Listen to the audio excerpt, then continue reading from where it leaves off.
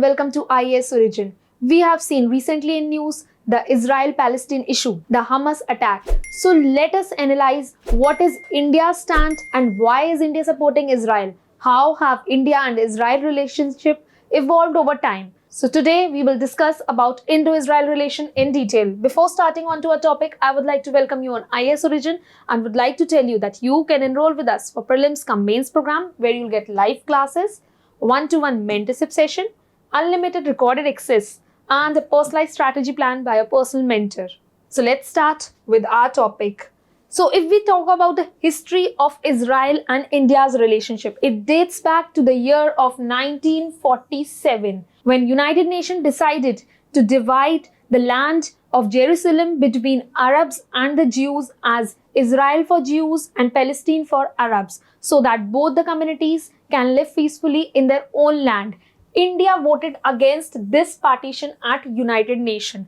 Now, why did India voted against this partition? The question here is this: because the Indian leaders like Nehruji and Gandhiji did not believe in establishing a state based on religion. They were totally against this because they also never supported the two-nation theory. Yes, the two-nation theory, which believed that Pakistan for Muslims and India for Hindus. Britishers were the one who sowed the seeds of divide and rule policy, which led to the evolution of the two-nation theory. Same happened with Israel, where there was British rule, and it also evolved. As a result, never India supported that any religion could lead to establishment of a state. All the religions should live peacefully was the main motto of the Indian leaders. As a result, they never supported the formation of Palestine or Israel based on the religion. That is why they voted against it. Then in 1950, when Israel formed and declared its independence as a state and America also recognized its independence along with other nations, India recognized the existence of Israel. And in 1952, an embassy was established. But these were not the permanent relation. When it comes to relationship between two nations, it is of two types. One is de jure relation and another one is de facto relation. Now when we talk about de jure relation, these are the temporary relationship where there is no official relationship, just a meet and embassy. But in de facto relation, the relationship is of permanent nature. So in 1952, when there was an embassy established in New Delhi, we were following de jure relation, only the temporary formal relation, not the permanent relations with Israel. Then in 1975, there occurred another change under the tenure of Indira Gandhi as our PM. Mr. Yasir Arafat visited India and he communicated with India one-on-one with all the leaders. He was considered as a leader of Palestine Liberation Organization. Now, Palestine Liberation Organization is an organization which rules over Palestine. Though Palestine is not recognized as a separate nation by United Nations, but there is a government of PLO, and India formally inviting the leader of PLO in India was a major landmark of recognizing PLO as a government of Palestine. So this was a development of a closer relationship between India and Palestine, where Indira Gandhi, RPM, and Yasir Arafat met formally. Then in 1992, we established the full diplomatic relations. Now, after so many years, almost after 40 years, 1952 में embassy established होगी, उसके बाद 1992 में जाके Israel के संग हमारे permanent और the de facto relation बनता है. So, what was the reason that it took such a big time for India to develop this de facto relation? We'll be analyzing these factors. Why India shifted and why was earlier India not supporting Israel but only Palestine? And the reason here are these. On the Kashmir issue, Kashmir was illegally occupied by Pakistan and is still under their control and POK. Pakistan occupied Kashmir. West Asia, the countries like Saudi Arabia, Kuwait, Iran, Iraq, all supported Pakistan over the issue. We always supported Palestine and recognized PLO as a sole government over there. But still, India was the only non-Arab country to support PLO. Still, the Arab nation did not return back in the same way and supported Pakistan over the issue of Kashmir. As a result, India took a different stand. It moved from its idealistic policy to the realist policy, and we can see India's shift changed. Then another incident happened was the Gulf War. When there was a war going on between Iran and Iraq, Iraq lost it. Saddam Hussein ji ki jo sarkar thi, it lost the war and came under the huge debt. And as a result, they had to suffer a lot. They and Kuwait and Saudi Arabia were major oil importers. Kuwait was also in a kind of cold war with Iraq. Iraq said that limit the oil supply, but Kuwait was keeping on increasing the oil supply. Iraq was under the huge debt trap of Kuwait, and Kuwait wanted to get back its money. And as a result, both the nations came into a conflict of ideas, where Iraq dominated Kuwait of reducing the oil supply so that the market price do not go down. If the supply goes to a higher and higher level, the price gets reduced. इसलिए Iraq मना कर रहा था Kuwait को एक particular limit में supply रखो ताकि ऑयल के प्राइसेस बहुत ज्यादा नीचे ना गिरे. But Kuwait does not listen, and as a result the price of the oil dropped drastically, and Iraq was unable to recover and pay that debt back to Kuwait. And there occurred a war between Iraq and Kuwait, and it occupied Kuwait. And this deteriorated the relationship between Saudi Arabia and Iraq, because Saudi Arabia thought that if it is occupying Kuwait today, it can occupy Saudi Arabia also. So we can see there is a dissension. Arab Nations के बीच में problems आने लगी थी अपने आप में.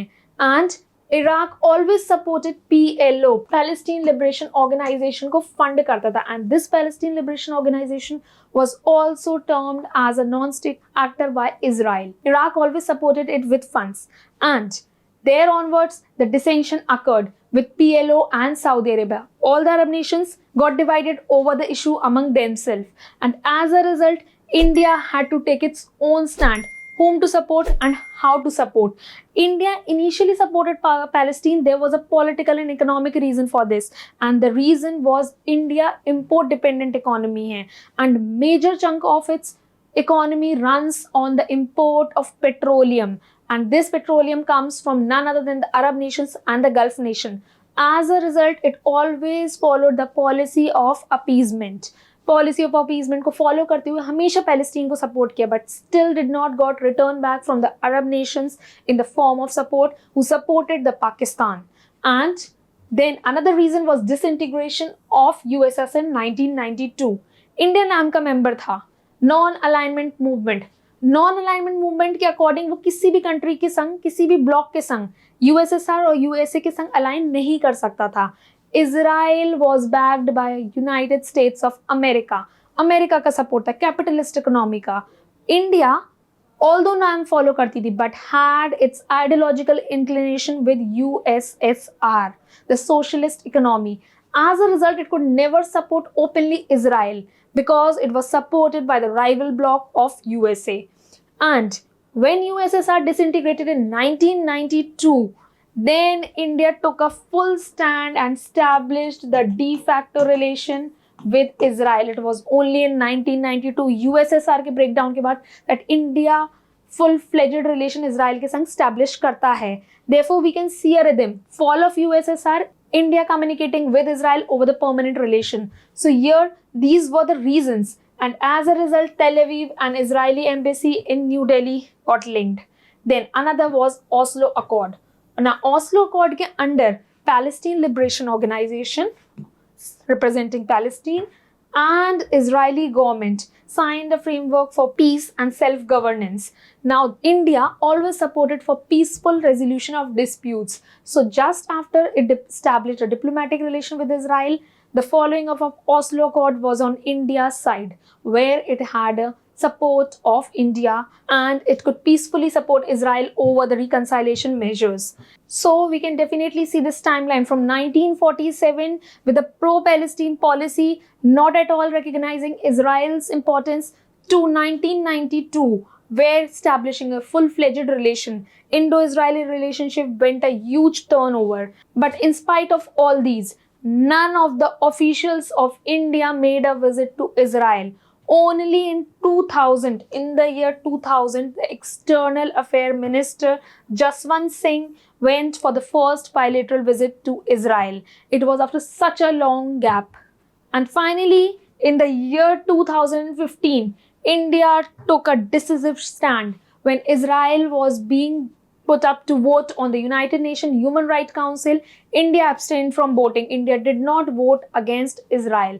This showed its support with Israel. This was the first time that India showed full-fledged bold support to Israel. And then in 2017, for the first time in such historic relation, our first PM, Mr. Prime Minister Narendra Modi, visited Israel. पहली बार India का कोई PM Israel visit किया था. Since 1952, it took 2017, so many years for anyone to visit India. And when he visited India, he gave a slogan for I.